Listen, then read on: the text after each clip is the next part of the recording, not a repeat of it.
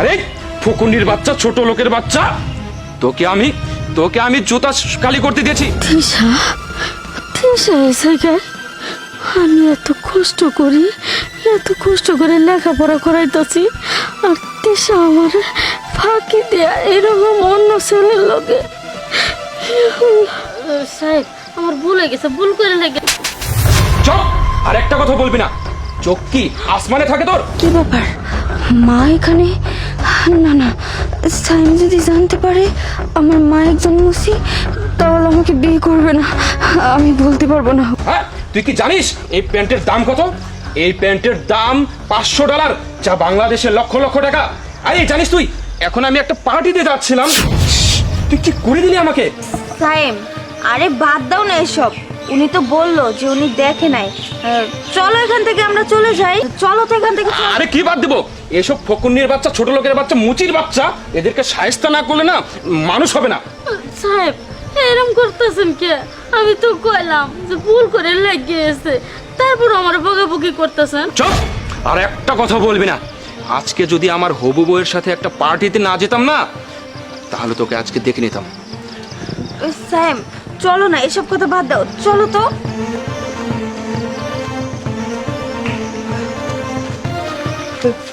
আরে বাপ রে বাপ, এই চাষি, এই কেমন কি কাঁচা এলো নাকি? হ্যাঁ, তোমার মাইয়ার সামনে একটা পোলা তোমার এইভাবে অপমান করলো, মারধর করলো, অথচ তোমার মাইয়া তোমার কোনো পরিচয় দিল না।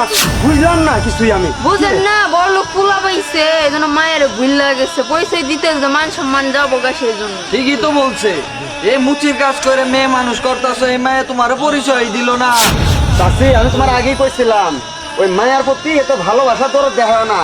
আমার মনে হয় কি জানো, ওই বড় লোক পুরা পাইয়ে ওর মায়ের মনে পরিচয় দিল না। ভালোই হয়েছে, কাটা খেলো মনে সিটা দিয়ে থেকে গেছে। এই চল আমরা প্রাইভেটে যাই, চল।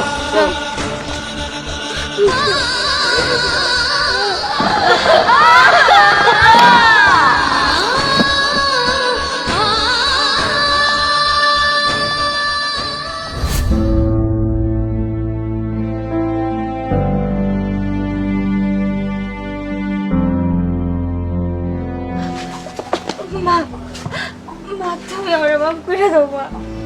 আসলে আমি বুঝতে পারিনি আমার সামনে আমার বয়ফ্রেন্ড তোমার এইভাবে অপমান করব। আর ও আমার অনেক ভালোবাসে, আমি ওর অনেক ভালোবাসি। যদি ও জানতে পারে যে তুমি আমার মা, তাও আবার মুসি, তাহলে ও আমার সাইডে চলে যাবো গা। তাছাড়া কিছুদিন পরে ওর আর আমার বিয়া, ও আমার বিয়ে করবো না মা, আমি ওরে ছাড়া বাঁচবো না মা। মা তুমি কথা কও, তুমি আমার মাফ করে দাও মা। না না, তুই আমার মায়া না, যা এখান থেকে চলে যা। আরে কার জন্য আমি এতটা কষ্ট করছি, যার জন্য কিনা দিনে রাতে মুচির কাজ করি, যার জন্য কিনা আমি নিজে ভালো একটা কাপড় পরি না, ভালো একটা খাবার খাই না। সবসময় ভাবি আমার মায়ের লেখাপড়ার টাকা কুতু গাইতে হইব, আমার মাইয়া একদিন মেলা বড় হইব, চাকরি করব, ভালো একটা চাকরি করব, ডাক্তার হইব, আমার দুঃখ গুজাই দিব। আর এই মায়া আমার কলেজায় আঘাত দিয়া আরেকজনের লগে চলে যা, যার সামনে কিনা মারে এতটা অপমান করে, তার কলেজায় লাগে না।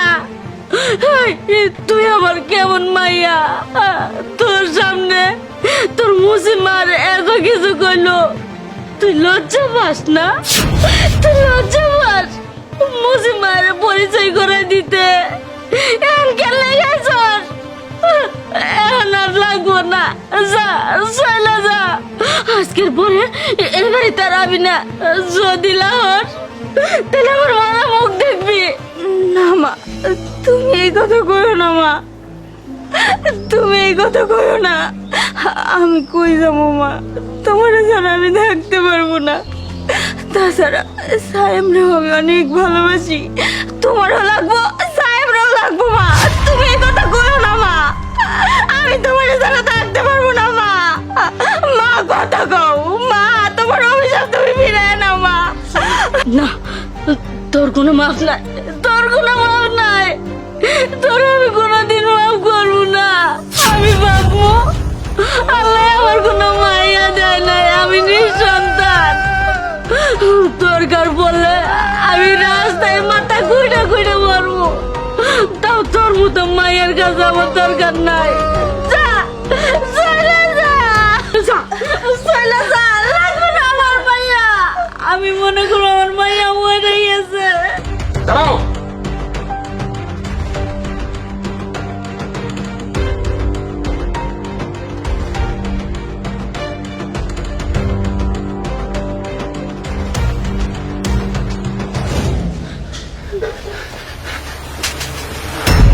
ছি ছি ছি ছি তিশা, তুমি কি করে পারলে?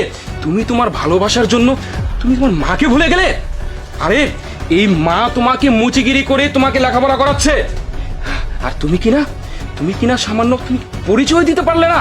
আর তুমি তো আমাকে বললে আমি বিষয়টা বুঝতে পারতাম। আরে এই মা মুচিগিরি করে তোমাকে খাওয়াচ্ছে, পড়াচ্ছে, তোমাকে লেখাপড়া করাচ্ছে। ছি ছি ছি ছি তিশা, আমি ভাবতেও পারি না। আরে তুমি তো মা 2 দিন পরে আমাকেও ভুলে যাবে। আমার যখন কাজকর্ম ভালোভাবে না থাকবে সে তো তুমি আমাকে ভুলে যাবে। চাচি, আমার ভুল হয়ে গেছে, আপনি আমাকে ক্ষমা করে দিন প্লিজ। আমি তিশার হয়ে ক্ষমা চাইছি। দেখুন, এখানে যদি না আসতাম তাহলে আমি কিন্তু এই পরিবেশটা বুঝতে পারতাম না। আমি বুঝতে পারতাম না একটা মায়ের আর্তনাদ। আর এই সামান্য ভুলের কারণে আমি আপনার গায়ে হাত তুলেছি, যা তা অপমান করেছি। আমাকে আপনার নিজের ছেলের ভেবে ক্ষমা করে দিন প্লিজ। আমি আপনার মেয়েকে বিয়ে করব, আর এরপর থেকে আপনি আমাকে নিজের সন্তানের মতোই দেখবেন। প্লিজ মা, আমাকে মাফ করে দিন। আপনি যদি আমাকে মাফ না করেন তাহলে কিন্তু আমি পরপরে গিয়েও শান্তি পাবো না। না না বাবা, তোমার কোনো দোষ নাই, দোষ তো আমার কপালের। যেখানে কিনা ওই আল্লাহ আমার কপালটা খারাপ করে দিছে, তোমার আমি কি দোষ দেব? এই যে দেও না, যেখানে কিনা আমার নিজের মাইয়া, যার জন্য আমি এতটা কষ্ট করি, নিজে কষ্ট পাই, মাইয়ার কোনো সময় কষ্ট করতে দেয় না। সেই বেইমান মাইয়া আমারে বলে দিয়ে বড় লোক ছেলে দেখে বিয়ে করার জন্য প্রস্তুত হয়ে গেছে। নিজের মারা পরিচয় দিতে ভুলে যা। এখানে তোমার আমি কি দোষ দেব? যাও, তোমার ভালোবাসার মানুষ নিয়ে চলে যাও, তোমরা সুখী হও। মা, আর তুমি আমার মাফ করে দাও মা। মা, তোমার ছাড়া আমি থাকতে পারবো না মা। মা সাহেব, তুমি বাড়ি একটু বুঝাও না, আমি বাড়ি ছাড়া থাকতে পারবো না মা। মা, তুমি আমার মাফ করে দাও। চাচি, দেখেন, আপনার দোয়া ছাড়া আমরা 2জন সুখী হইতে পারবো না। এবারের মতো মাফ করে দেন, আর জীবন এরকম ভুল করবো না কারোর সাথে। ঠিক আছে, ঠিক আছে, তোমরা যখন এত করে কইতেছ, তোমাদের আমি মাফ করে দিলাম। তো একটা শর্ত আছে, আমার মাইয়া ছোট, এখনো বয়স হয় নাই। ওর যখন বয়স হবো তখন আমি বিয়ে দিব। আমি নিজে তোমার বাপের কাছে প্রস্তাব নিয়ে যাব, ঠিক আছে? আচ্ছা আচ্ছা, ঠিক আছে। ঠিক আছে মা, আর কখনো তোমার এভাবে অপমান হইতে দিব না। চলো মা, ঘরে চলো, উঠো। স্যাম, চলো, বাড়ি নিয়ে চলো।